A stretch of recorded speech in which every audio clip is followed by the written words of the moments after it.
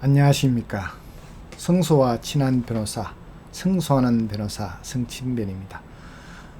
지난번에는 제가 성소의 지름길은 최강의 변호사를 선택하는 것이라고 말씀을 드렸습니다. 그러면은 오늘은 어떻게 그 최강의 변호사를 골라야 되는지 거기에 대해서 말씀을 드릴까 합니다. 사실은 어떤 변호사를 선택해야 되느냐에 대해서 먼저 촬영을 했는데 분량이 너무 길어서 그렇게 되면 여러분들도 지루하게 느낄 수도 있을 것 같아서 두 개로 나눠서 촬영하기로 했습니다. 이번에는 제가 말하자면 이 변호사 선정의 중요성은 성소를 위한 것이라는 지난 설명을 조금 부연하고 또 그 우리나라 사람의 경우에는 변호사를 잘못 선정하는 경우가 있습니다. 그런 경우에 대해서 여러분들과 이제 뭐 의견이 다를 수도 있는데 제 견해를 말씀드릴까 합니다. 참고를 하시면은 다음 그 변호사 유형별로 제가 말씀을 드릴 때 잘 이해가 되시리라고 믿습니다. 그럼 슬라이드를 보면서 말씀을 드리도록 하겠습니다.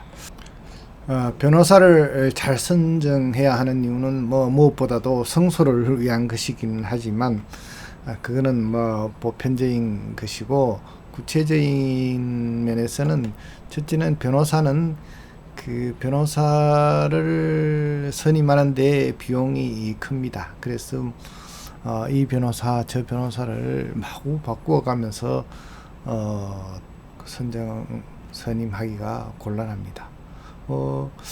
우리가 두 개의 대표적인 전문가 중에서 그 의사의 경우에서는 비교적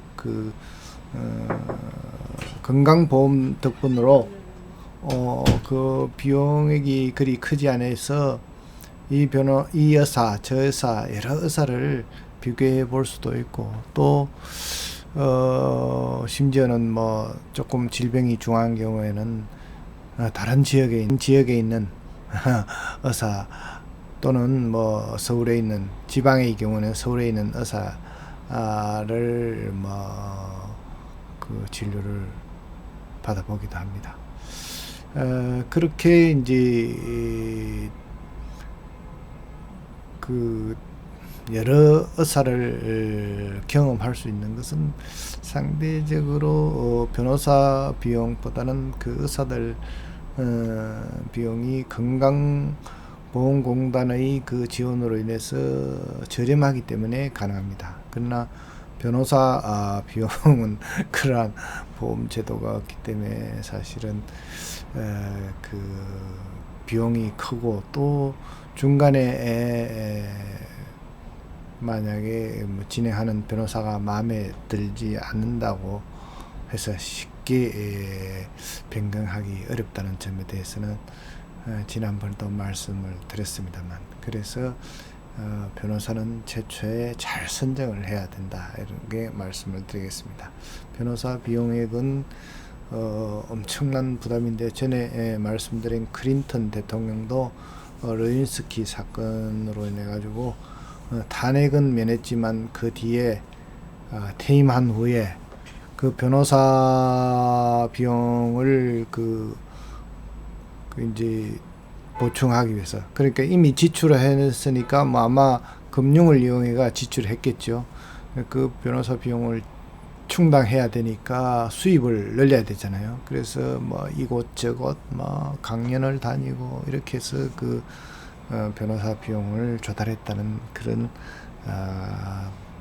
언론 보도가 있었습니다. 두 번째는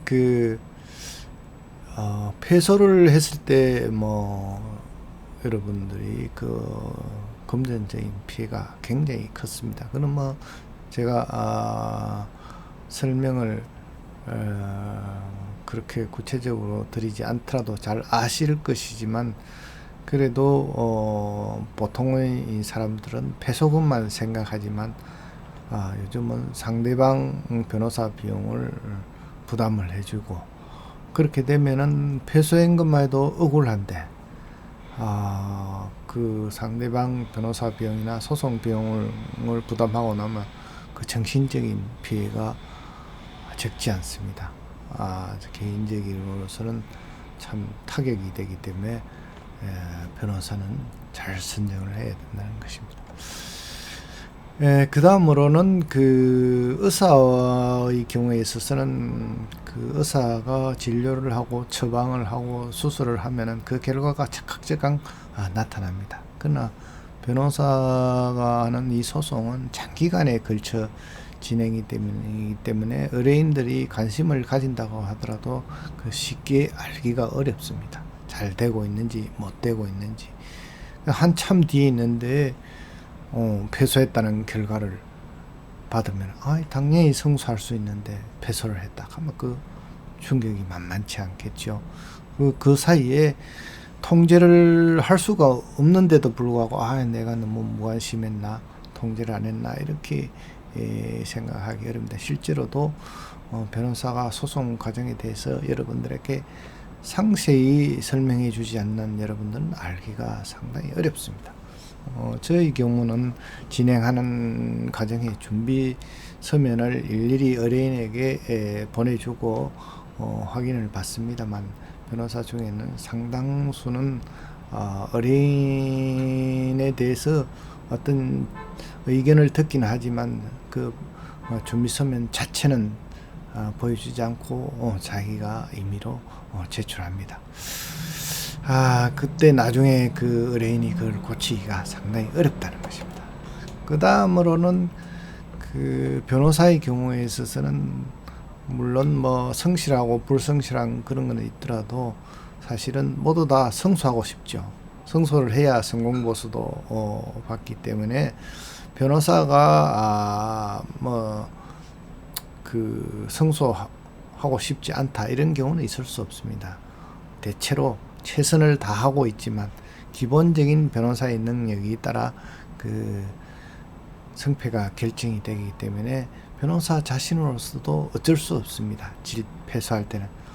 저에게 패소한 사람의 경우에 있어서는 사실은 저는 당사자가 아니니까 감정적인 면은 없지 않습니까? 그러니까 그 상대방 패소한 상대방이 좀 측은하기도 하고, 또 쪽 변호사도 조금 안타까운 면이 있습니다. 그건 어쩔 수 없는 이 소송의 그 본질이 둘 다 승소할 수는 없기 때문에 불가피하게 일어나는 일입니다. 그래서 소송을 당한 의뢰인 여러분들께서는 아주 변호사 선택에 신중을 기해야 됩니다. 아까 패소 시에 그 금전적인 피해가 컸다고 말씀드렸습니다. 우리 소송 비용에 관한 규칙에서 이제 상대방에게 물어줄 소송 비용 중에 이제 큰 것이 그 변호사 비용인데, 인지대 송달료는 그렇게 크지가 않습니다. 그 청구액이 5천만 원이 되면은 상대방에게 물어줄 그 변호사 비용이 440만 원입니다. 1억 원인 경우에 740만 원, 2억 원인 경우는 1040만 원, 5억 원의 경우는 1340만 원. 근데 이것이 통상 그 여러분들은 요것만 생각하지만 사실은 그 변호사 비용이 이제 1심만 있는 것이 아니고 2심, 3심도 있기 때문에 여기다가 최종 결론까지는 3배를 곱해야 된다는 거예요. 그래서 여러분들이 이 패소라 하는 것은 상당히 쓰디쓴 결과라 할 수 있습니다. 아래 예시를 했지만 금 1억 원의 청구 소송에서 서로 패소했을 경우, 원고가 만약에 패소했으면 1억 원을 못 받지요. 거기에다가 본인 변호사 비용 1,100만 원, 그거는 수임 계약에 따라서 달라진다고 할 수 있지만 그 상대방 변호사 비용 740만 원, 인지, 송달료 등등 합치면 손해가 한 1억 2천만 원 정도 나버립니다. 그 다음에 피고의 경우에는 본인은 뭐 주지 않아도 될 돈이라고 생각은 했겠습니까? 그러나 금 1억 원을 지불하는 것은 물론이고 앞에서 말한 1억 2천만 원을 에다가 그 지연이자 1,200만 원을 합쳐서 총 1억 3,200만 원 정도를 지불해야 되니까 그 피해가 적지 않다 할 수 있습니다. 이런 그 금전적인 피해가 있다는 사실을 여러분들이 인식할 필요가 있습니다. 통상적으로는 잘 인식이 안 되지만 어쨌거나 그렇다는 것을 여러분들에게 알려드립니다. 모두 다 좋은 변호사를 선임하고 싶겠지만 그렇게 하지 못하고 잘못 선택하는 원인이 제가 나름대로 분석을 해봤습니다. 오랜 그 법조 생활의 결과인데요. 첫째로는 일상생활에서는 변호사를 접할 기회가 적다는 것이 우리의 그 법률 문화입니다. 우리는 그 통상적으로 소송을 할 때만 변호사를 만나고 사실은 법률 상담이라든 이런 것들은 뭐 자기가 아는 지인들이라든지 뭐 여기저기 문의하고 그냥 말아버리는데 그래서 평소에 변호사를 잘 접하지를 못합니다. 대부분 그 변호사 사무실에서도 무료로 하니까 사무장이 그걸 변호사가 해야 할 상담 업무를 대행하는 것입니다.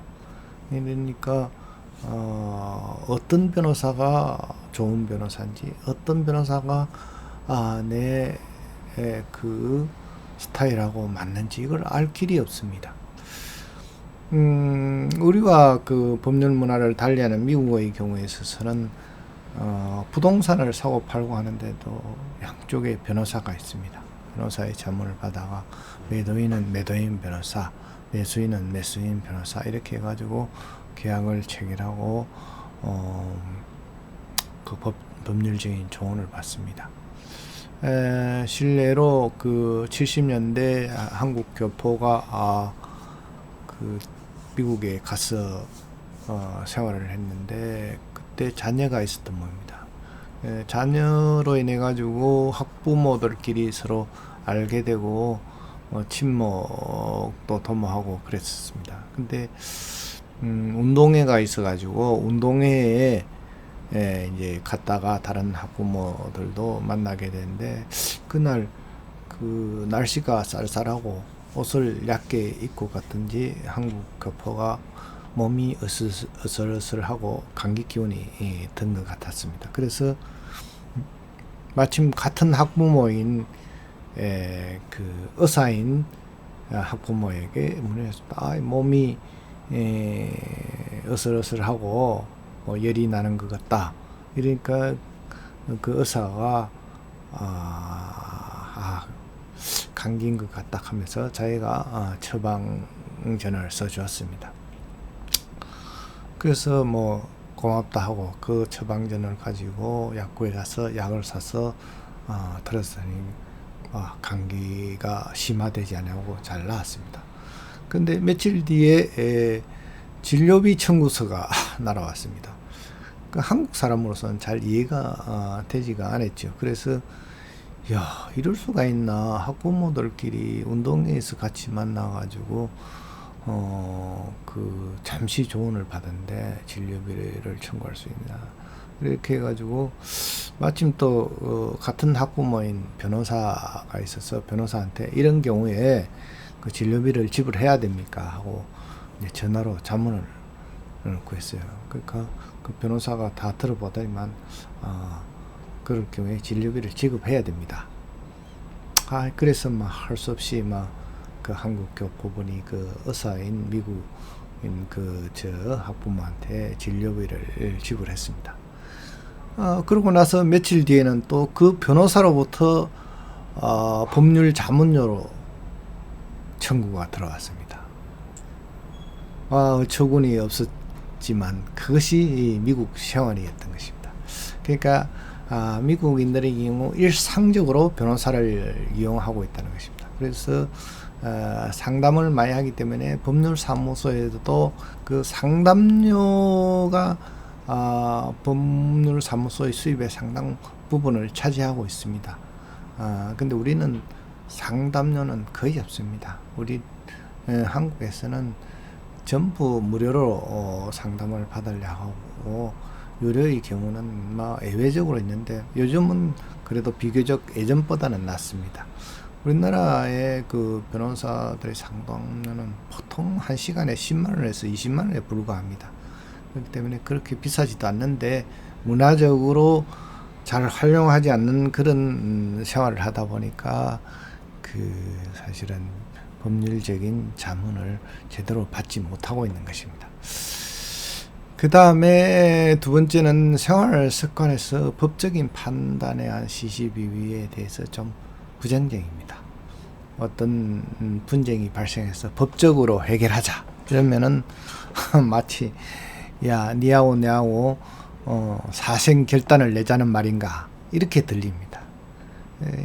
사실은 그런 것이 아닌데 법에 의해서 정확하게 상호간에 분쟁을 하지 않고 해결하자는 것인데, 우리는 법적인 판단에 의한 그 분쟁 해결을 아주 싫어하는 그런 문화적인 습관이 있습니다. 서로 양보해서 도덕적으로 해결하는 것이 좋지 않나 하지만 실질적으로 옛날처럼 그런 인적인 유대관계가 약한 현대 생활에서 도덕적으로 양보해가지고 해결한다는 것은 조금 무리입니다. 실질적으로 또 손해가 발생한 경우에서는 금전적인 문제이고 과실의 문제이기 때문에 법적인 판단에 의해 가지고 해결하는 것이 가장 적합한데 그렇지 못한 것이 한국의 현실입니다. 미국에서는 대체로 이제 교통사고 같은 게 나오면은 가해자의 변호사, 피해자의 변호사가 상호 협의를 해서 적정한 과실 비율을 정하고 거기에 따라서 손해금을 주고받음으로써 끝납니다. 근데 우리나라는 그렇지 않죠. 우리나라는 요즘은 보험회사 직원이 그 업무를 대행하고 있습니다. 보험회사 직원이 과실을 판단해 가지고 몇 프로 과실 상호 합의되면 그거 주고받고 하고 치우는데, 사실은 그 변호사가 해야 될 일을 보험회사 직원이 하고 있는 셈이 됐습니다. 그렇게 함으로써 또 더욱 이제 변호사하고 접할 기회가 줄어든 것이 현실입니다. 그 다음에는 아까도 이야기했지만 무형의 법인, 법률적인 조언은 뭐 약이라든지 수술이라든지 이런 게 없지 않습니까? 말로서 해주는 이 조언에 대한 비용 지불이 아주 인색합니다. 미국의 경우에서는 이런 법률 자문이 물론 서류로 해주기도 하지만 법률 자문이 비용에 있어서 또 법무법인의 수입에 있어서 큰 비중을 차지하는데 그렇지 못한다는 점입니다. 근데 선진국으로 갈수록 이 법률적인 비용의 조언에 대한 그 비용 지불을 수인해야 됩니다. 인정을 해야 된다는 것이죠. 그러게야 회사 같은 데서는 제대로 된 운영을 할 수가 있습니다. 모든 업무 처리가 법에 저촉되는지 안 되는지 개개인이 매번 그걸 판단하기가 쉽지 않습니다. 그래서 공기관이나 큰 회사에서는 어떠한 행위를 할 때 법률적인 조언을 받아서 처리를 합니다. 저희들도 그래서 법률적인 자문 서비스를 많이 실시하고 있습니다. 그에 대한 대가가 수입이 크지는 않지만 하고 있습니다. 여러분들도 이러한 것을 활용하는 그런 지혜가 필요한 것 같습니다. 그 다음에는 이제 이것은 앞에와 연관이 되어 있지만 변호사를 선택하는 것이 대부분 친인척, 지인들을 통하여 선임하는 경우가 있어가지고 그러한 친인척이나 지인들의 통해서 소개받은 변호사를 물리치기가 좀 곤란하고, 그러다 보니까 자기에게는 적합하지 않다고 판단하면서도 다른 선택의 여지가 없어가 그 소개하는 변호사를